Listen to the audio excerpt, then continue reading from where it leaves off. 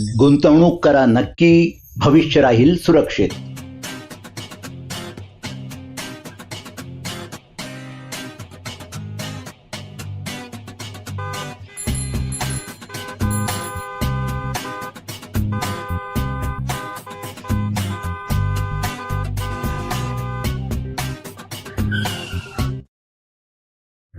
गौतम,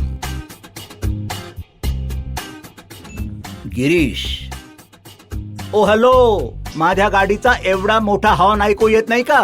अरे चालायचं असेल तर फुटपाथवर चल, रस्ता गाड्यांसाठी आहे. अरे गिरीश, ओळखलं नाहीस का मला? अरे मित्रा, कसा आहेस? किती वर्षांनी भेटतोय आपण. चल गाडी पार्क करूया आणि मग चहा पिता पिता गप्पा मारूया.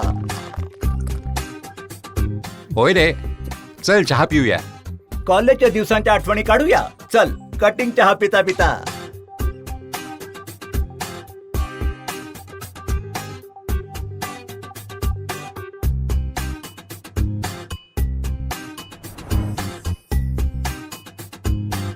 वाह, काय कार आहे बॉस. तू तर तुझं स्वप्न पूर्ण केलंस. आम्ही तर अजूनही स्कूटरमध्येच अडकलेलो आहे. अशा महागड्या गाड्यांबद्दल तर फक्त स्वप्नच पाहू शकतो. कसं केलंस हे मित्रा? जुगाडो तर तू कॉलेजपासूनच होता, किंवा पैशाचं झाड सापडलंय. माझ्याकडे मंत्र आहे मित्रा. मंत्र? कोणता मंत्र? मला पण सांग. मला पण अशी महागडी गाडी घ्यायची आहे. देशात आणि जगभरात फिरायला जायचंय. अरे मी सांगणारच आहे, पण त्याआधी सांग, तू महिन्याला किती बचत करू शकतोस? काय सांगू, महागाईने वाट लावली आहे. अगदी बचत करणं खूप अवघड झालंय. हाच कायदा उलट करायचा आहे. काय बोलतोयस मित्र तू? पैशाचं झाड, मंत्र आणि आता हा उलटा कायदा. तू ठीक तर आहेस ना? चिलॅक्स मॅन, मंत्र सांगतो. मंत्र महत्व समजून घ्या. कंपाऊंडिंगचं जोखीम आणि फायदा समजून गुंतवणूक कर. नेहमी गुंतवणूक करत राहा. टॅक्स वाचवणाऱ्या योजनांमध्ये गुंतवणूक कर. रहा कायम जागरूक.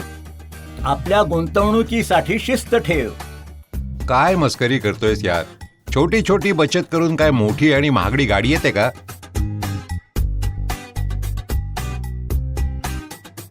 याला छोटं समजण्याची चूक करू नकोस मित्रा. जसं समुद्रातील प्रत्येक थेंब महत्वाचा असतो, तसंच छोट्या गुंतवणुका मोठ्या परताव्यांसाठी महत्वाच्या होतात. बचत करण्यासाठी सर्वात मोठी अडचण काय आहे? महागाई. होय, बचत करण्यासाठी आपल्याला महागाईशी लढावं लागेल. पण कसं मित्रा? हे तर खूप अवघड आहे. काळजी करू नकोस मित्रा. कंपाऊंडिंग बद्दल ऐकलं नाहीस का? अरे काय यार, तू मोठी गाडी घेतलीस तर मोठे मोठे शब्द ऐकवायला लागलास. अरे नाही, चक्रवृद्धी व्याजालाच कंपाऊंडिंग म्हणतात. चल तुला एक गोष्ट सांगतो. शतरंजच्या पटावर एकूण 64 चौकड्या असतात. जर पहिल्या चौकटीत तांदळाचा एक दाणा ठेवला आणि प्रत्येक चौकटीत मागच्या दाण्यांपेक्षा संख्येच्या दुप्पट केला, म्हणजे 2, 4, 8 असं करत गेलो, तर सांग पाहू 64व्या चौकटीत किती दाणे असतील? असतील काही हजार. 10,000. 1,00,000. चल ना मित्रा, 10 लाख तर असतीलच. आता तर बस करून टाक. नाही मित्रा, हे तर अब्जावधीमध्ये आहे. काय? अब्जावधीमध्ये? हो भावा, धक्कादायक आणि विचार करायला लावणार आहे ना. पण लक्षात ठेव, हे सगळं फक्त एकाच तांदळाच्या दाण्याने सुरू झालं होतं. आहे ना कमालची गोष्ट? हो मित्रा. अगदी तसंच. आपण गुंतवणूक करून ती तशीच ठेवली आणि वेळ दिला तर कंपाऊंडिंग आपलं जादू दाखवतं. सातत्याने गुंतवणूक केल्यास पैसा खरंच वाढतो आणि आपली स्वप्न पूर्ण होण्यास मदत होते. तू कसं सुरू केलं?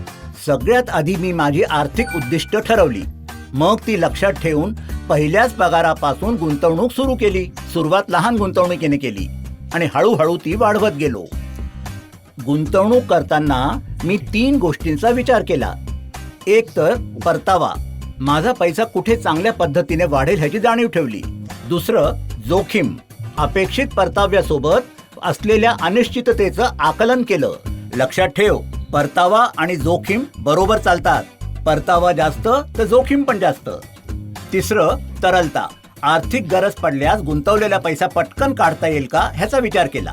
बस निरंतर निवेश करत गेलो आणि एक दिवस असा आला की माझ्या निवेश केलेल्या पैशांनी मी ही कार विकत घेतली. मला पण गुंतवणूक सुरू करण्याची पद्धत सांग ना.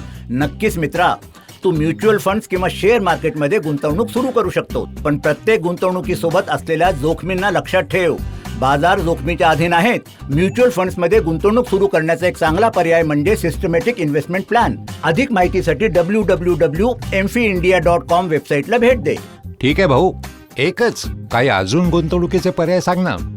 सोनं हा एक उत्तम गुंतवणुकीचा पर्याय असू शकतो. जर तुला सोन्यात गुंतवणूक करायची असेल तर भारत सरकारद्वारे जारी केलेले सॉव्हरीन गोल्ड बॉन्ड हा एक चांगला पर्याय आहे. हे सोने ठेवण्याचा एक पर्यायी मार्ग आहे. हे सरकारद्वारे जारी केलेले सिक्युरिटीज असतात ज्यांची किंमत सोन्याच्या दराशी निगडीत असते. अधिक माहितीसाठी www.rbi.org.in ला भेट दे. याशिवाय सुकन्या समृद्धी योजना, किसान विकास पत्र यासारख्या पोस्ट ऑफिसच्या सरकारी योजनांमधूनही तुला फायदा होऊ शकतो. याबद्दल अधिक माहितीसाठी www.indiapost.gov.in ला भेट दे. तसंच अनेक सरकारी योजनांची सविस्तर माहिती www.myscheme.gov.in वर मिळू शकते. तिथे दिलेल्या योजना समजून घे आणि त्यांचा उपयोग करून तुझे आर्थिक उद्दिष्ट पूर्ण कर. धन्यवाद मित्रा, खरंच मला पण श्रीमंत व्हायचंय. फक्त स्वप्न पाहून अडकून राहू नकोस, ती पूर्ण करण्यासाठी काम करायला लाग. उद्यापासूनच गुंतवणूक सुरू कर. कल करे सो आज, आज करे सो अब. तर उद्या नाही, आत्ता घरी जाऊन वित्तीय योजना बनवतो आणि लगेच गुंतवणूक सुरू करतो. बस हाच तो जिद्दीचा मंत्र.